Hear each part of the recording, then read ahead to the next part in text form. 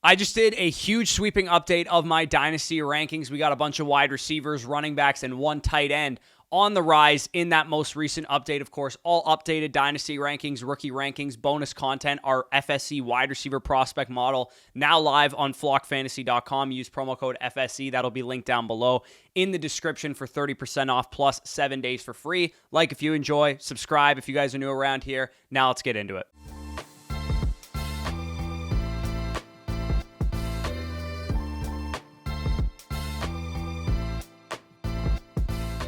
All right, so let's kick things off with the first guy on this list. One of the players skyrocketing up my Dynasty rankings since my last update is Zay Flowers, wide receiver of the Baltimore Ravens. He was wide receiver 24 in my just after the NFL draft edition of my rankings, now wide receiver 18 in my, May 21st version of my rankings. I love Zay Flowers, man. What a great rookie season that gets so overlooked because of how dominant Puka Nacua was and how good we've seen rookies perform over the last couple of years. 12.9 PPR points per game his rookie year. That's the same as Garrett Wilson, Chris Olave did as rookies, yet those guys skyrocketed themselves all the way to top 10 Dynasty wide receivers as first-round wide receivers that came out guns a-blazing and had good seasons. 1,000 yards, 6 touchdowns, left some plays out there on the field as well. One of those plays called back due to a holding penalty on OBJ. That easily could have been 1,150 yards, 7 touchdowns just with that play alone. 75.2 PFF receiving grade as a rookie, 24.4% target share, tethered to a top offense with Lamar Jackson, a 2-time MVP winning quarterback, top 5 scoring offense last year, still room to throw more attempts than last year to only 494 pass attempts in that Ravens offense.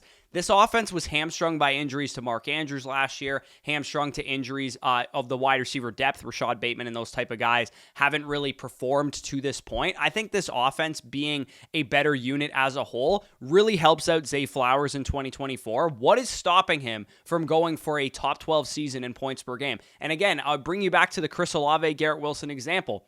Both of those guys immediately skyrocketed to top 10 Dynasty wide receivers after posting really the same exact rookie season that Zay Flowers did. Of course, they had slightly better target shares. Maybe they were slightly better prospects. But for the most part, I think Zay Flowers has been underreacted to what he did as a rookie. Matt Harmon has charted a lot of wide receivers so far this offseason for reception perception. He's charted 21 such wide receivers, in fact, of a variety of player types. He's charted pretty much every second-year wide receiver, Puka Nacua, Zay Flowers, Tank Dell, Jordan Addison, all those guys. And he also charted a lot of free agents, Calvin Ridley, Mike Evans, Stephon Diggs, Michael Pittman, Keenan Allen, some of those veterans who were traded as well. And none of the players that have been charted so far in 2023 reception perception had a higher success rate against zone coverage than Zay Flowers posted in 2023 as a rookie. 85% success rate against zone coverage. That was in the 90th percentile. So when I look at Zay Flowers,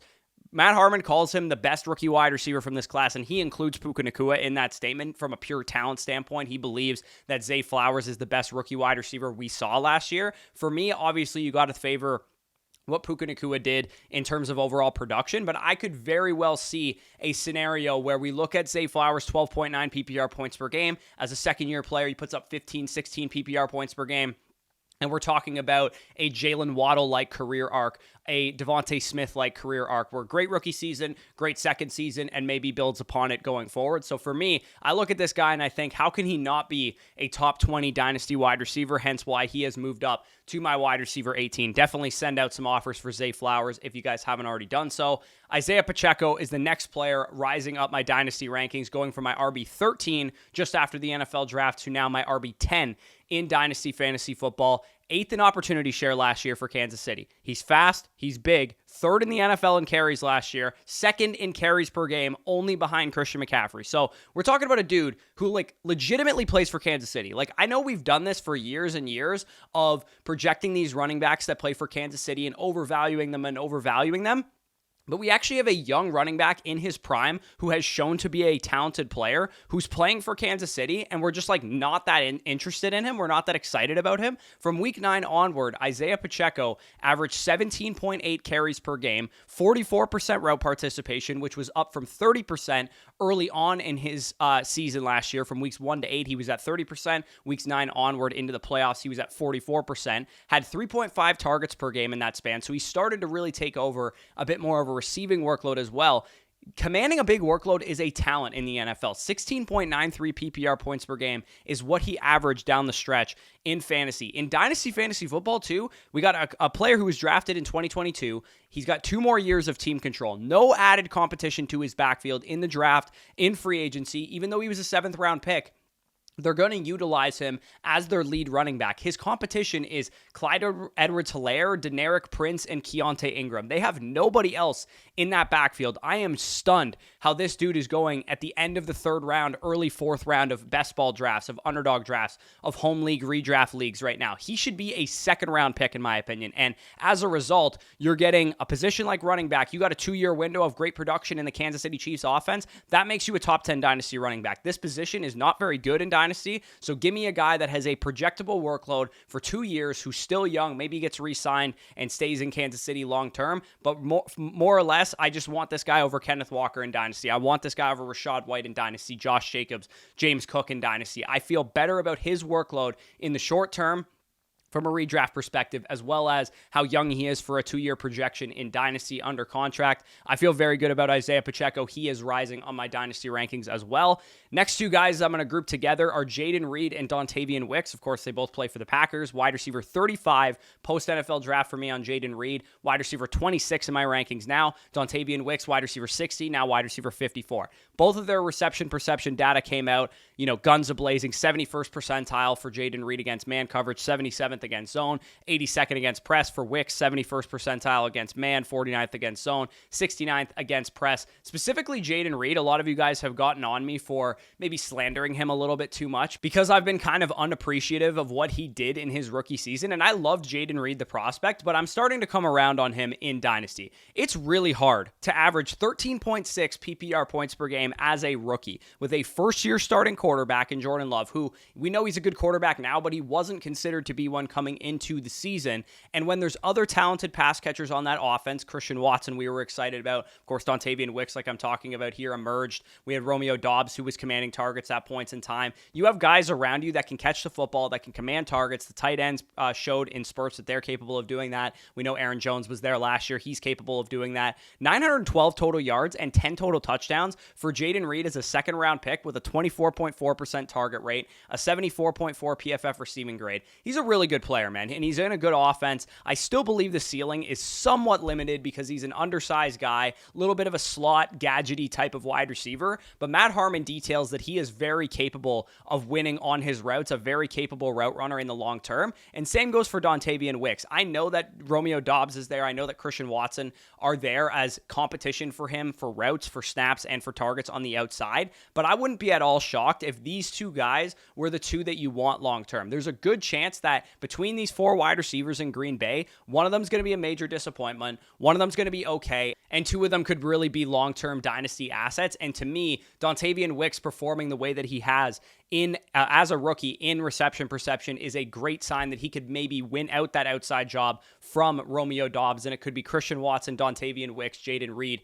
in 3 wide receiver sets. Long term, I think both of these guys are under contract longer than Romeo Doubs and Christian Watson as players drafted in 2022 versus 2023. So for me, I feel really good about both of these guys if I have them on my Dynasty rosters. The next player skyrocketing up my Dynasty rankings is Josh Downs, wide receiver of the Indianapolis Colts. Outstanding value in all formats right now. I had him wide receiver 48 in Dynasty prior to the last couple weeks when I made my updates. Wide receiver 42 is where he stands right now, and he smashes literally everything that you could ask for from a rookie wide receiver. His quarterback goes down, he's playing alongside a Pro Bowl wide receiver in Michael Pittman Jr., and he's competing for targets, he's earning targets, he's doing it at a high level, and just like Zay Flowers, 21 wide receivers have been charted for reception perception so far, and nobody beat the 77.5% success rate versus man coverage in 2023 that Josh Downs did. Not Mike Evans, not Michael Pittman Jr., not Stephon Stephon Diggs, not Puka Nacua, not Zay Flowers. Like, none of these dudes won against man coverage as good as 5'8", 171-pound Josh Downs did. He also was second in success rate against zone only to Zay Flowers, as I mentioned earlier in the video, with an 82.5% success rate. It's a run-heavy offense. The quarterback's inaccurate, and they drafted Adonai Mitchell. So there's concerns here. There's situational factors that concern you about Josh Downs and maybe make you think that he doesn't have a super high ceiling. But again, this is why I'm a little bit lower on Michael Pittman Jr. This is why I'm a little bit lower on AD Mitchell. It's nothing really against those guys. I just think Josh Downs is a baller, man. I think he's a good player. I think he can earn targets. He's the cheaper version, basically, of Jayden Reed and Zay Flowers, where both of those guys are highly valued. You have to pay first-round capital to go up and get them, whereas Josh Downs is available for early second-rounders, mid-second-rounders in 2025. And if you're wondering why Drake May had such a down season in 2023 at North Carolina, it's because Josh Downs went to the NFL. He was the reliable pass catcher. He commanded like 30% of UNC's targets his final year in college and 38% as a true sophomore. This guy had a good prospect profile, was a good separator in college, great contested catch rate, good hands, all that kind of stuff. And then he came into the NFL and had like a 700-yard, 6-touchdown season, and nobody seemed to care, even though he was playing with a backup quarterback. So for me, I look at this offense as the pecking order is Michael Pittman Jr. and Josh Downs, and that gap will be closed in a little bit sooner than people think. And I think AD Mitchell will have to come along slowly and start to earn his targets on the outside, playing a downfield role. Because to me, Josh Downs can earn targets at a high level, and he is a guy I'm investing into in Dynasty, even if the ceiling or the way that he gets there is a little bit murky. All I know about this dude is that he's a straight baller and he can play football. So Cooper Kupp, next player I'm going to talk about here. I was staunchly anti-Cooper Kupp for a full calendar year going back to redraft leagues last year, but he is now moving from my wide receiver 45 to my wide receiver 41 in Dynasty, and I was screaming from the mountaintops last year not to draft this guy as a top 3 to 5 player because he was coming off of tightrope ankle surgery. Matthew Stafford had injury concerns. Cooper Kupp had such high-level production in 2021 and 2022 that people were just assuming that was going to continue. But this is why we don't hate players. We hate their price, right? Cooper Kupp was so valuable in Dynasty and especially in redraft for a couple of years because of how good he was. He hasn't gotten any worse. He's just a little bit older. He's a guy that you would only acquire, you would only hold if you're a competitive team. His Dynasty and his redraft ADP have made him very affordable for the type of production that you can get from him. And he quietly had a pretty decent season despite all of the injuries, despite the circumstance. And he projects pretty well again this year, even though Puka Nacua has shown himself to be a force, has shown himself to be a target earner. 8.5 targets per game for Cooper Kupp last year in the 12 healthy games that he played, including the NFL playoffs. So when I look at a guy that was top 10 in red zone targets despite missing like 6 games during the regular season, Puka Nacua going wide receiver 6 on underdog and Cooper Kupp going wide receiver 24 on underdog, to me is a massive market discrepancy. It should not be that big of a gap. To me, it should be like Puka's wide receiver 11 and Kupp is wide receiver 20. Like, it should be a lot tighter of a gap between those two guys because I think Cooper Kupp can still earn targets, can still work over the middle of the field, is obviously still heavily involved with chemistry with Matthew Stafford, with Sean McVay's scheme, and of course in the red zone, he's an absolute weapon as well. So for me, Cooper Kupp, one of the better values on underdog right now in like the 4th, 5th round. And of course, if you're new to underdog fantasy and you wanted to get into some BBM 5 drafts right now, $15 million in total prizes. There's no waiver wire. There's no trades. It's no in-season management. Just the best way to practice for your home redraft league by signing up on Underdog Fantasy right now. You get $250 in bonus bets. You'll get a special pick'em entry as well when you sign up, when you use the promo code FSE. So make sure to use that promo code. And of course, you'll get our redraft and our Dynasty draft guides for free when you do that. Cooper Kupp is a great value on Underdog. He's a great value in Dynasty. I would be comfortable sending away a late first for Cooper Kupp plus a small piece if you guys were a competitive roster looking for an infusion and influx of talent to your wide receiver core. And if you have Cooper Kupp, I would feel a lot better about him than some people make it seem. People look at him like he's this horrible asset. He's Keenan Allen. He's this type of guy that you don't really like, but I see a very clear projection for him in an offense that I expect to be very good, very pass heavy, and very productive in terms of scoring points. So Cooper Kupp, a guy I feel a lot better about this time at his price than I did last year at his price. Rhamondre Stevenson's the next guy we're going to talk about here. Running back 19 in my Dynasty rankings, running back 17 now for me in my Dynasty rankings after I've made these updates. I've said this on multiple best ball streams so far, but seriously, why are we undervaluing Rhamondre Stevenson to the point that he's like an 8th, 9th round pick in redraft leagues? Because in Dynasty, in redraft, to me, he seems like a very good win now RB2 flex option if you go a little bit lighter at running back early on in your drafts, which I'm traditionally doing. In 2022, Rhamondre Stevenson was RB10 in points per game in PPR leagues. He averaged over 5 yards per carry in an offense that wasn't good. They were 26th in yards in 2022, the Patriots, and 18th in scoring. They just had capable enough quarterback play that they were able to move the ball. They were able to get to the red zone. And Rhamondre Stevenson, of course, was better in 2022 from a talent standpoint than he was in 2023. He doesn't need to be an elite offense to produce because he's getting a very good workload, 60-70% of the team's opportunities. His outlook going into this year is better than it was last year's. And last year, he was a 3rd round redraft pick, a top 10 to 12 dynasty running back, because with Jacoby Brissett, that's a better quarterback than he had all of last year. With Drake May, once he starts games, that's a better quarterback than he had all of last year. And you guys know how high I am on Drake May. I think he can be a special quarterback in this league. Jayden Polk, 2nd round wide receiver added. Javon Baker, 4th round wide receiver who is more of a day 2 prospect added to this team. They signed KJ Osborne for some depth to go along with Pop Douglas from last year. It doesn't sound like much, and to be honest, it isn't at wide receiver, but it is a significant upgrade to what Rhamondre Stevenson has been working with on the outside these last 2 years to help draw attention away from him. And his only backfield competition right now is Antonio Gibson, who should just carve out a change of pace role, probably not going to contribute too much to the backfield. People might be scared of Antonio Gibson because at one point he was considered a high-end dynasty running back, but I'm not really that scared about him. I think he's just going to be a change of pace guy. Final year before Rhamondre is a free agent with a solid defense, a game manager / rookie quarterback, depending on who starts the most games. Once he gets in there, he's going to be the engine of this offense. The team is going to want to run the ball, play good defense, don't turn the ball over. That's exactly what the Patriots are going to want to do this year. And the upside for Rhamondre Stevenson comes if he gets back to his 2022 form as a talent. And also if Drake May comes in and absolutely lights the world on fire, because I think he absolutely could do that behind the tutelage of Jacoby Brissett. I do think that this offense could be better than people think. So for me, Rhamondre Stevenson is the type of guy that I would buy if you guys are looking for a competitive RB2, or if you're in redraft leagues and you're looking to just draft a guy in the 8th, 9th round that can give you RB2 or better production. Rhamondre Stevenson strikes me as like this year's David Montgomery, who had a great projection, had a great role, but for some reason we overthought him and let him fall in Dynasty and redraft alike. So Rhamondre Stevenson, a guy that I'm heavily targeting in my trades, excited about if I have him on my team. Jayden Polk, staying on the New England Patriots, also a guy that's on the rise for me post-draft. Wide receiver 50 for me after the NFL draft once he first got that 37th overall draft capital of the Patriots.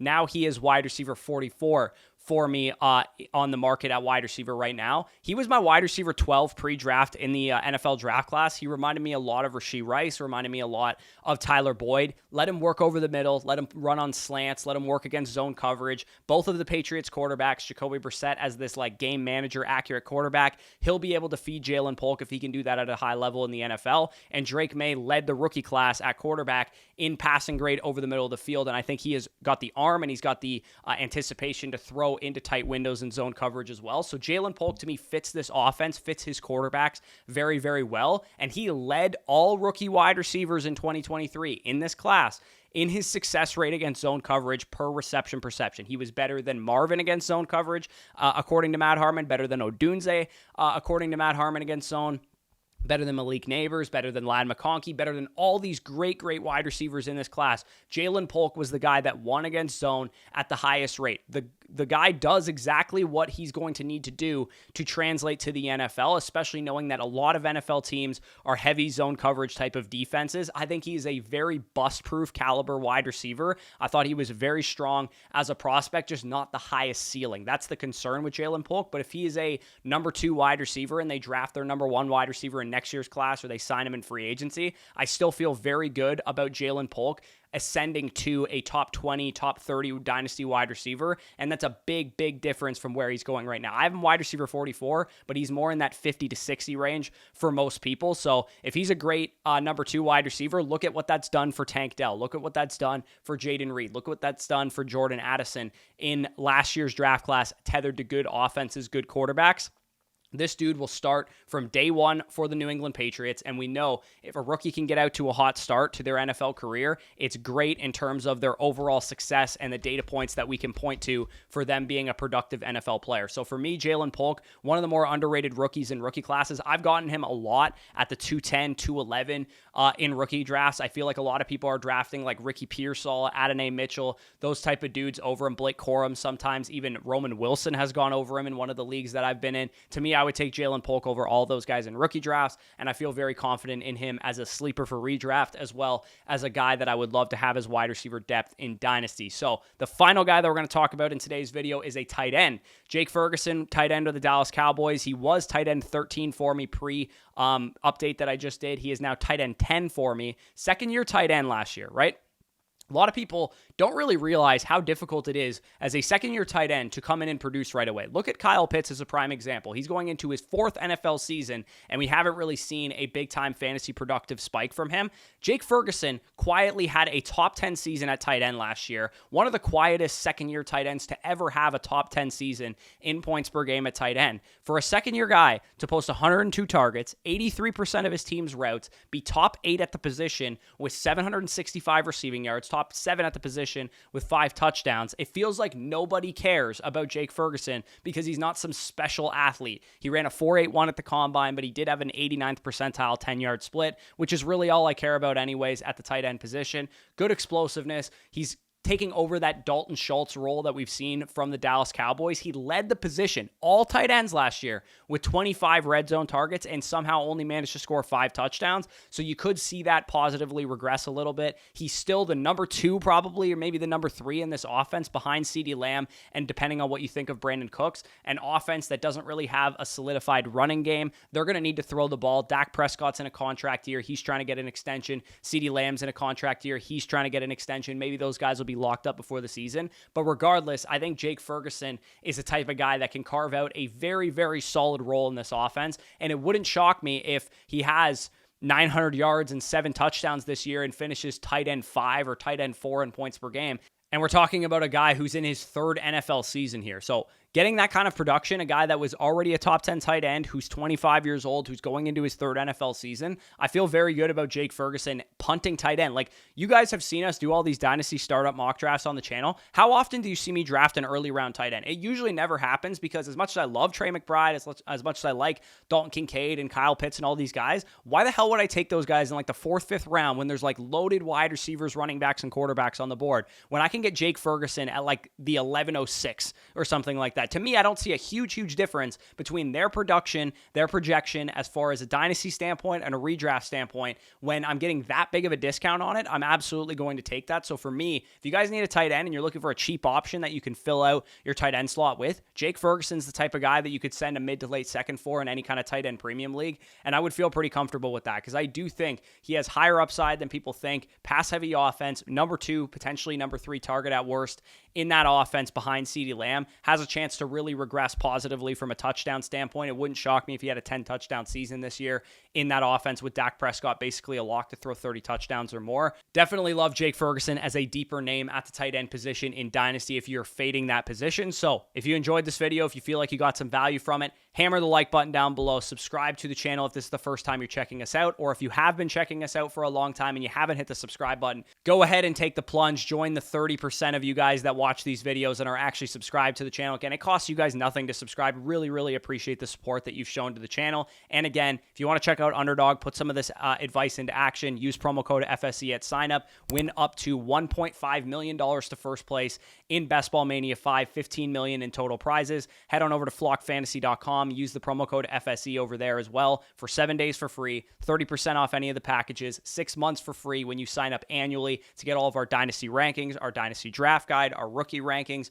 our Dynasty trade value charts, our wide receiver prospect model, the running back prospect model will be coming probably about a month from now when I'm back from Italy, but I really appreciate you guys, all the support you've shown to the site. Tons of stuff going on over there. The trade calculator is going in full force. We have my team reviews right now. You can load in your sleeper ID, see all of your teams, how good is your quarterback core relative to the rest of your league mates, and you also, when you sign up annually as a mother flocker with promo code FSE, I will review your team, send you a personalized podcast going over all the stuff comments and questions that you might have and your team in relation to the rest of your league mates. So if all that interests you, links will be down below in the description. But with that being said, peace out, and we'll talk to you soon.